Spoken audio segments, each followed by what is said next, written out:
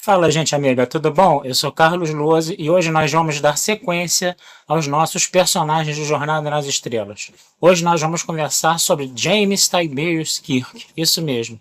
O capitão, né, da USS Enterprise, é tomado por muitos trekkers, né, como seu personagem favorito, né?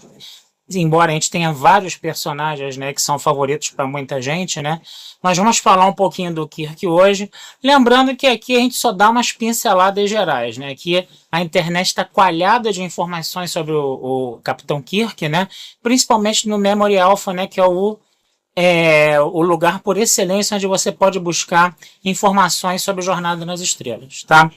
O James Tiberius Kirk ele nasceu no dia 22 de março de 2233 em Riverside, Iowa. Tá? Só que ele passou um tempo na colônia de Tarsus 4, onde ele sobreviveu a um massacre, né, de 4.000 pessoas, né, que foi feita por Kodos, o Executor. Né? Quando ele entra na academia da Frota Estelar, né, ele fica destacado por conseguir, né, vencer o teste do Kobayashi Maru, né, que é aquele teste que coloca o capitão numa situação impossível de ser resolvida, né, onde ele vai perder a nave vai explodir, toda a tripulação vai morrer, e a questão do teste é justamente ver como é que um capitão, né, se comporta de uma forma nessa situação sem saída, né, se ele consegue manter a cabeça fria suficiente até o fim, mas o que ele fez uma mutretinha lá e ele conseguiu vencer o teste.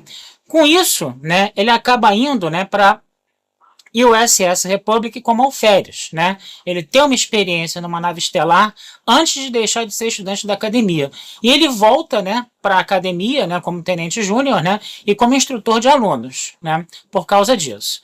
Quando ele se forma, ele vai para a USS Farragut.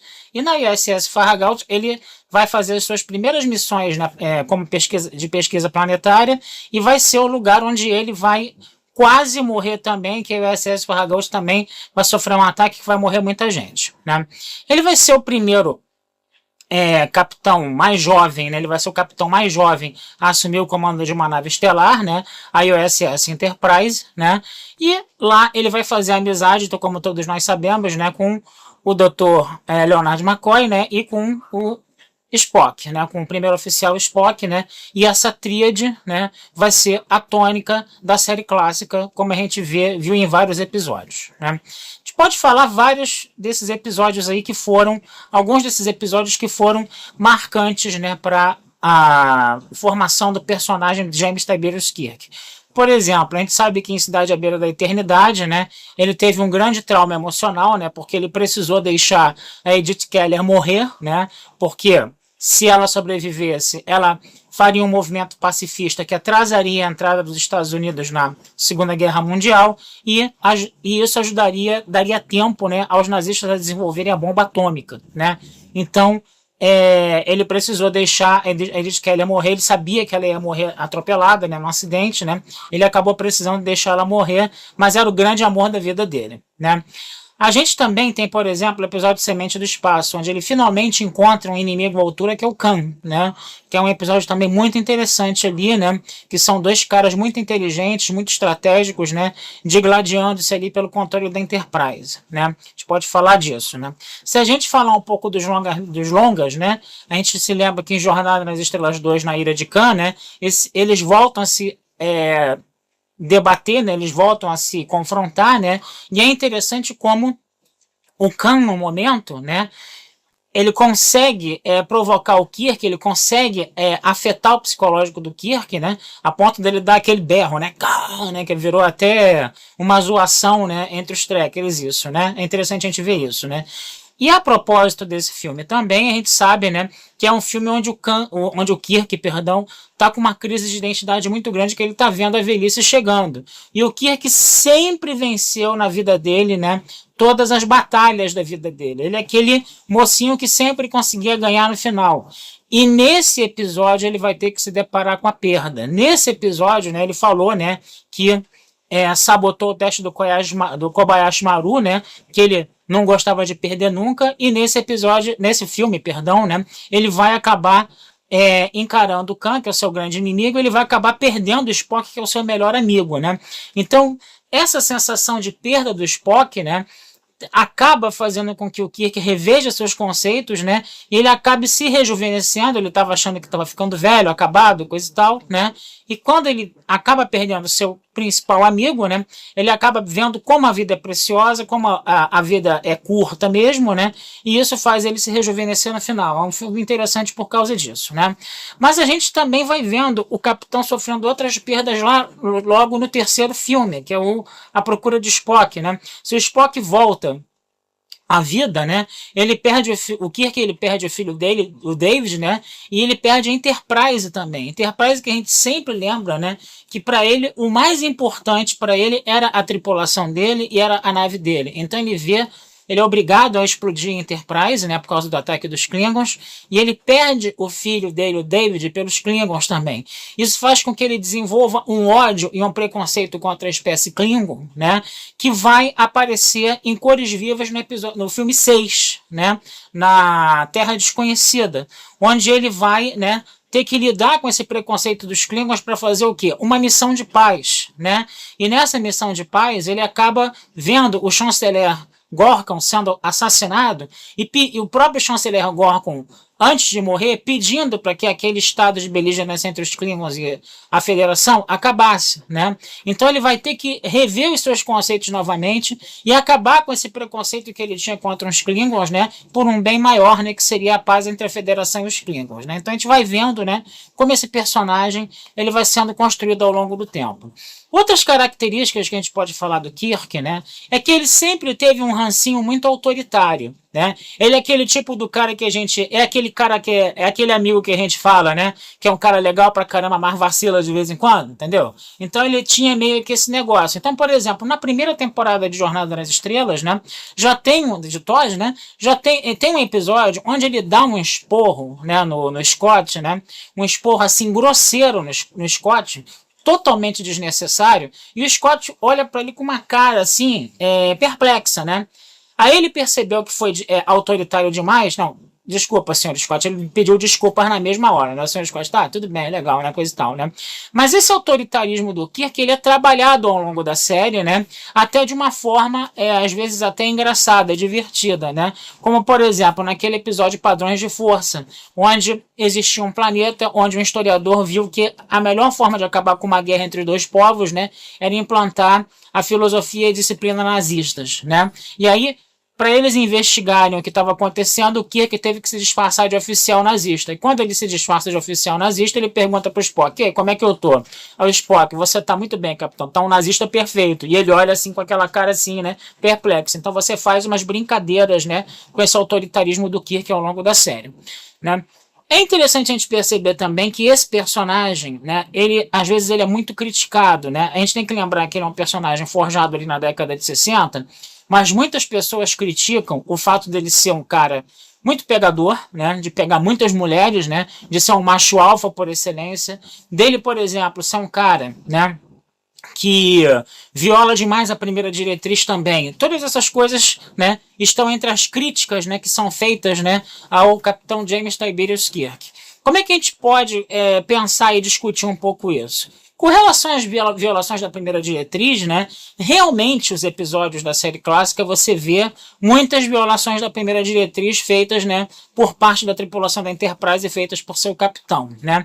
É interessante a gente perceber que nas séries posteriores, por exemplo, em TNG, quando tem aquele episódio chamado Unification, né, o Spock se refere à época dele, né, de primeiro oficial da Enterprise com Kirk, como um uso de diplomacia de cowboy, né, como se houvesse uma espécie assim de meia-culpa dessas violações recorrentes da primeira diretriz, né? E tem um episódio de Voyager também, onde você vê a Capitã Janeway e conversando com o Tuvok sobre a época, né, do Kirk e do Spock, né, de como, né, eles violavam continuamente a primeira diretriz naquela época, né, e a Janeway falava também, né, Tuvok, que os tempos eram outros, né, a Federação ainda estava se afirmando no quadrante alfa ainda, né, ela tinha que lidar com muitos problemas de ordem, vamos dizer assim, diplomática, sérios, entendeu? Com muitos problemas de guerras entre civilizações, etc., né? E não era fácil você cumprir a primeira diretriz à risca, ao pé da letra, o tempo todo, né? Naquela situação. Então você tinha essas justificativas aí. Mas houve episódios também que a questão da primeira diretriz também foi bem trabalhada, né? Na série clássica, né? A gente não pode também esquecer disso. Com relação ao fato do Kirk ser um machista, um pegador, um macho alfa, coisa e tal, né? A gente tem que lembrar, né, como eu já falei, né, que Jornada nas Estrelas é um produto cultural datado, né? A gente está na década de 60, a gente está vendo TOS sendo desenvolvida para falar do melhor dos mundos utópicos, né? Mas ainda é uma série da década de 60. Você vê as mulheres com penteados da década de 60, você vê mulheres mostrando demais as pernas, até porque o Gene Roddenberry gostava muito de mulher, ele botava essas características femininas exacerbadas na série clássica, né? E aí é aquele negócio, né? Por mais que você tente ser utópico, né? Alguns vícios da época, da época em que a série está sendo feita, acabam, né, aparecendo, né, nos episódios ali que estão sendo feitos na década de 60, né? Isso é uma coisa que, se pra gente hoje, né, em 2020, né, às vezes incomoda um pouco, né, a gente também tem que entender, né, que a gente também não pode ser anacrônico a ponto de achar que tudo que eles vão produzir naquela época vai ser completamente asséptico, né, ao que está acontecendo, as mentalidades da época ali da década de 60, né. Então é uma coisa também que a gente pode falar. O que a gente pode falar mais? Com relação à morte dele em Generations, né? Muita gente reclama da morte do Kirk em Generations. A primeira morte que foi bolada para ele seria tomar um tiro nas costas, né? Depois, né, o pessoal achou que ficou demais, aí ele acabou morrendo naquela ponte, né? Uma coisa irônica, né? O capitão morreu na ponte, mas numa ponte né? Uma ponte toda enferrujada, toda esculhambada lá, né? Quer dizer, ficou um negócio meio esquisito, né? E muita gente criticou isso. O próprio Malcolm McDowell, né, que fez o vilão da história de Generations, né? Ele achou também que o Kirk deveria ter tido uma morte mais honrosa ali, uma morte mais espetacular, né? E o que acontece? Dizem que o próprio Michael McDowell sofreu ameaças de morte, né? Depois da morte do personagem do Kirk, né? Esse é um negócio, como é que a gente fala? Bizarro, né? Agora, é interessante a gente perceber, né, que existe um livro, né, chamado O Retorno do Capitão Kirk, né, onde o William Shatner escreveu esse livro a quatro mãos, né, com outro autor, né, ele teve essa ajuda de um outro autor, que agora não me escapa o nome, tá, desculpa, tá, onde o Kirk, ele, depois de morto, ele volta, né, ele vive ali por um tempo, né, e aí ele interage com a tripulação da TNG, ele interage com a tripulação da Enterprise, né, e ainda tem um esquema ali que ele se envolve com os Borgs e ele consegue destruir a civilização Borg antes de morrer de novo, né? Ele renasce, né? Ele ressuscita ali, né? Ele é um experimento ali, se não me engano, até dos próprios Borgs, né? E depois ele acaba, né, morrendo de novo. Ele ressuscita com prazo de validade ali, né? E quando ele ressuscita, ele já ressuscita conseguindo, né, ser o herói que destruiu, inclusive, né, os Borgs, né? Nesse livro aí, né, que a gente pode encontrar por aí.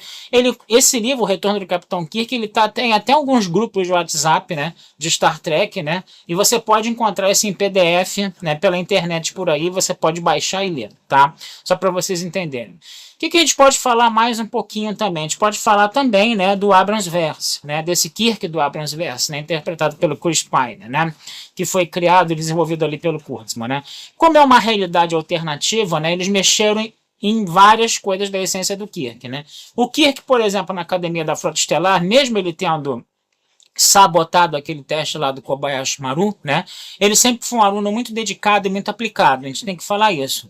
Ele era o cara mais certinho, ele era um sujeito bem certinho, né? Para os padrões, né? Ele vai ser aquele capitão mais porra louca que viola a primeira diretriz, que às vezes não está em acordo com as determinações da Frota Estelar, né? Só a gente lembrar que ele roubou a Enterprise, né, em Jornada das Estrelas 3, a procura de Spock, né? Ele na Academia da Frota Estelar ele era um cara certinho. Já o Kirk do Chris Pine não é, por causa dessa realidade alternativa, né? O Kirk do Chris Pine é um garoto mais revoltado, né? Porque ele perdeu o pai, né? Ele perdeu o pai no início do filme, né? E ele era um garoto mais revoltado. Ele era um cara, né, acho que o próprio Chris Pine falava isso, ele era um cara de 25 anos com mentalidade de 15. Então ele era um arruaceiro, né, que vai ser, né, arregimentado pelo próprio Capitão Pike, né, para ir para a Frota Estelar, né, e aí a gente vai ver, né, esse Kirk mais audacioso aí, desde o início, né, desde os dias dele de Academia da Frota Estelar, audacioso ao ponto dele se desentender com Spock, né, que é uma coisa também estranha à cabeça dos trekkers mais tradicionais, né. O Chris Pine, ele falava, inclusive, que ele queria pegar alguns elementos do personagem do Kirk, mas ele não queria pegar a interpretação do Shatner. Ele queria fazer um Kirk mais ao estilo de um Harrison Ford, que fazia um Indiana Jones, que fazia um Han Solo, um negócio um pouco mais aventureiro. Quer dizer, você vê que essa coisa toda do Abrams-verse, né, da Kelvin Timeline, né, vai contra, né, algumas coisas que a gente via nessa Jornada nas Estrelas mais tradicionais. Então é isso, gente. É só pra gente uma pincelada rápida, tá? Já tá com 16 minutos de vídeo aí, né? Mas já uma pincelada rápida só pra gente poder falar um pouquinho do Kirk, tá? Vou ficando por aqui, desejando vida longa e próspera a todos, tá? E a gente, numa outra oportunidade, traz mais um personagem de Jornada das Estrelas aí pra conversar, tá? Um abração, fui e até a próxima.